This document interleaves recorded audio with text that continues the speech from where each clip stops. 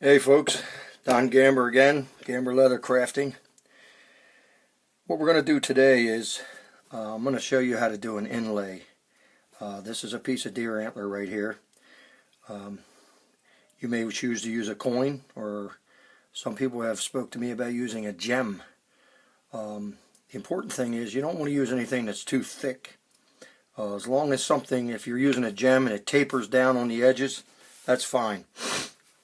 So basically, this is going to represent the flap of your bag or your pouch. Okay, we'll set this over here. Now the piece that we're going to overlap our piece of deer antler with today is a piece of Kodiak.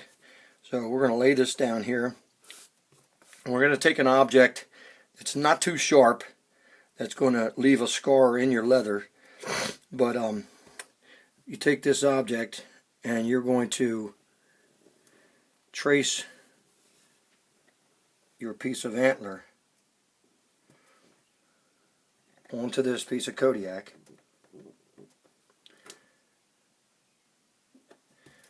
and then carefully remove it. Now, the piece that's going to overlap the edge and be sewn to your pouch, you want to make sure you leave yourself enough. So I go out about a little less than a half an inch, and I like to zigzag things so it doesn't look so, perfect. And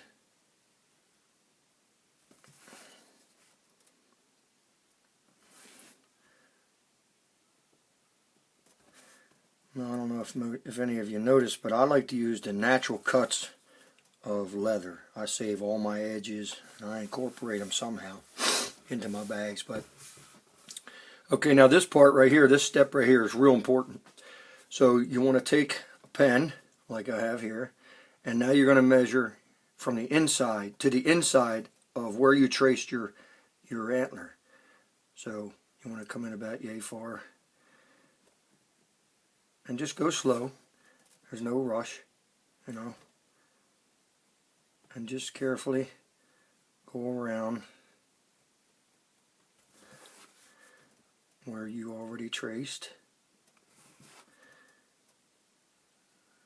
Okay.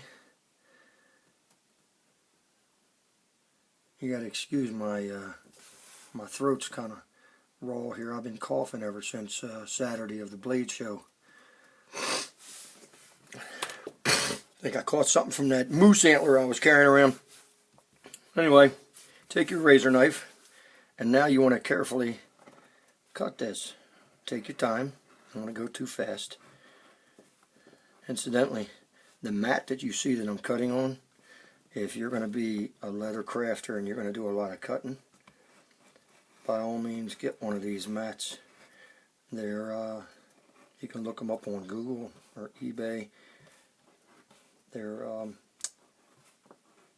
forget what you call them. They're like self-sealing mats. When you cut, you can't even see where you cut. Of course, after thousands of cuts, you're eventually going to see. But these things are really nice. You can switch them around and use the back. Now, see that? Came right out of there.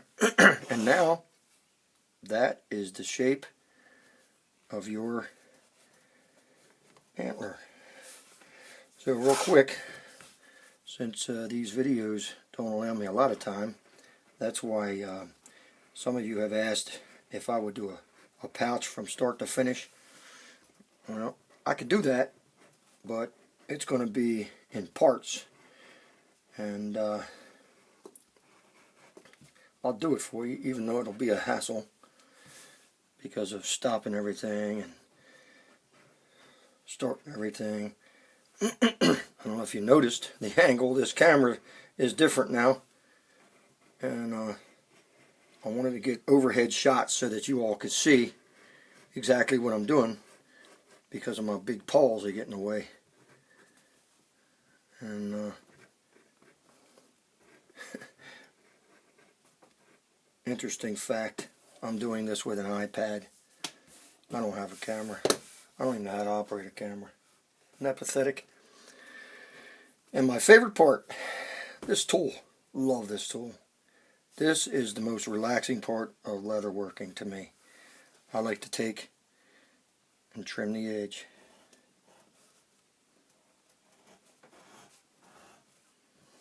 I love this part. It's gratifying.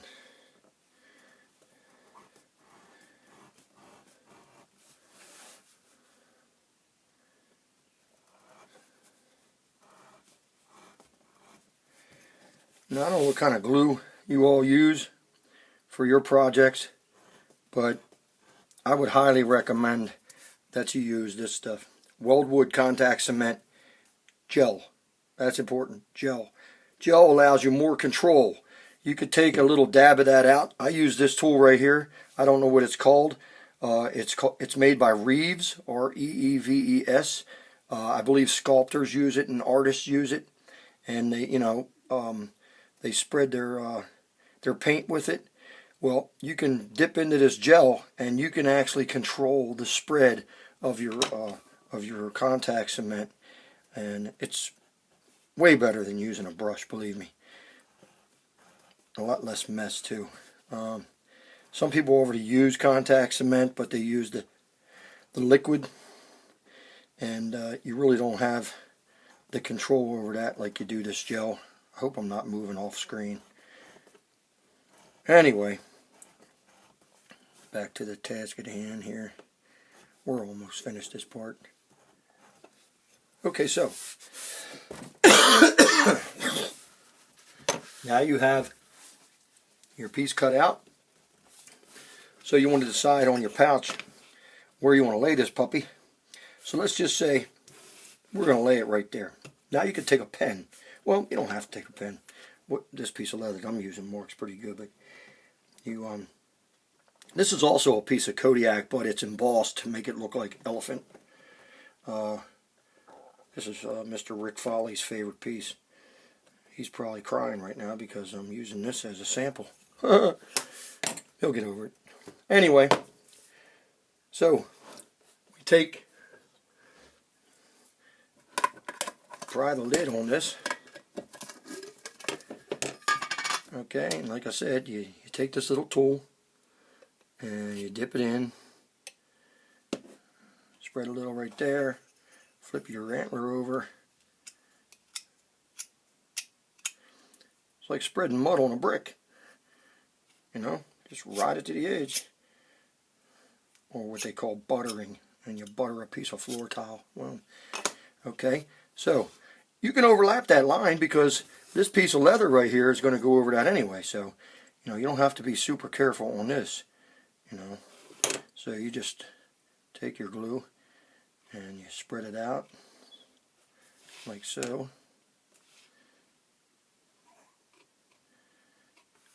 and actually well, I'll tell you that later, but right now let's get this glue a-drying. Alright, always remember, put your lid back on or you're going to throw away your money. So, I'm going to turn the fan on because I'm an impatient leather crafter and I like my stuff to dry quick. I don't like to wait around. Believe it or not, I do that with stain and sealers and stuff. I use a heat gun or the fan, speed things up a little bit. I've never had any complaints or anyone wanting to return anything that I made for them. But so anyway, this doesn't take long to set up. I like to keep that fan on. It's hot down here, but you won't be able to hear too well. So you just lay that puppy in place, boom, like so. Then you take this piece and you lay it over here. Now, here's the key. See that mark that I left in there?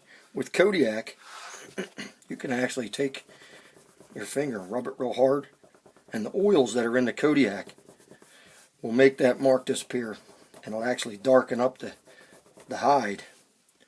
So, I don't know how much time is left on this thing here. We're at 9 minutes, 10 minutes almost. So I'm going to speed things up a little bit. Now I'm taking my pricking iron, and you want to make your holes. So remember I said I make them with the 4-pronger. I go as far as I can with that. Then I bring out the 2-prong tool, and I go around the corners. And then I don't go all the way through with the 2-prong, I just mark them. And then I do it with a single. Then I go back to the 4, and I ride it all the way around. And I stay about 1/8 of an inch or so away from the edge. And you can actually turn with this this tool, and the leather will turn too, if it's a thin leather. Let me just take these around here like so.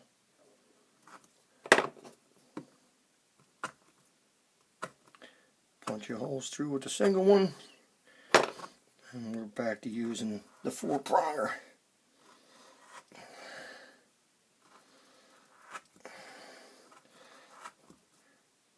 Now, when you're stitching this this piece to your leather, one thing you could have done that I didn't do is, but you have to be really, really careful, is to lay this piece down on a, and before you make your last hole, you want to make sure that everything lines up, even if you have to stretch it out a little bit so your holes are nice and uniform and even. And there you have your piece. So when you're ready to put this on, make sure you get this lined up just right. You can feel the piece down inside. Just shift it over a little bit.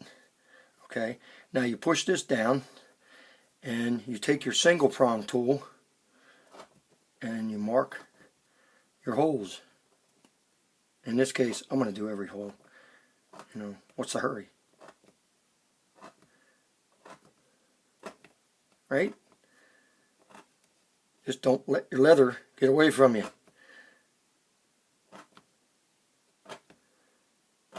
I hope everybody's getting the gist of what's going on here. Okay, I'm not going to go around the whole thing. You have the general idea of how it's done now. Now, once you sew this edge, it's totally your choice. You have the option to sew along the stone, or the antler in this case. Also, I recommend that you have one of these tools too. I don't know what it's called, but I think they come as a set or they come individually. I'd recommend both of them. You get them at Tandy Leather. You know, you could take, you know, if you sew outside here, once you're done, it will lock this stone in place. Me personally, if it's a piece of antler, I'm drilling through the antler, and because I like to lock it in totally, and you know, alleviate any movement in the leather up here over time. But that's how you do the inlay. If you have any questions, feel free to contact me at gambo007@yahoo.com. Feel free to join my Facebook group. It's called Leather Show, Tell, and Sell. I don't mind helping anybody with anything. I have 40 years of knowledge with leather. I'm not perfect. I don't know everything. If I don't know, I will certainly point you in the direction of someone who does. And we all need to work together. You know, we're a community. Let's keep this thing going. You know, let's help each other out. You know, nobody's work is better than anyone else's. We all learn from somebody. So let's just continue to keep learning. And let's just make some beautiful things. And always share your knowledge. Don't keep it to yourself. Don't be stiff. Nobody likes that type of person. So until next time, which will probably be right after this one, because I want to do another video. So until that time, have a great day, everybody.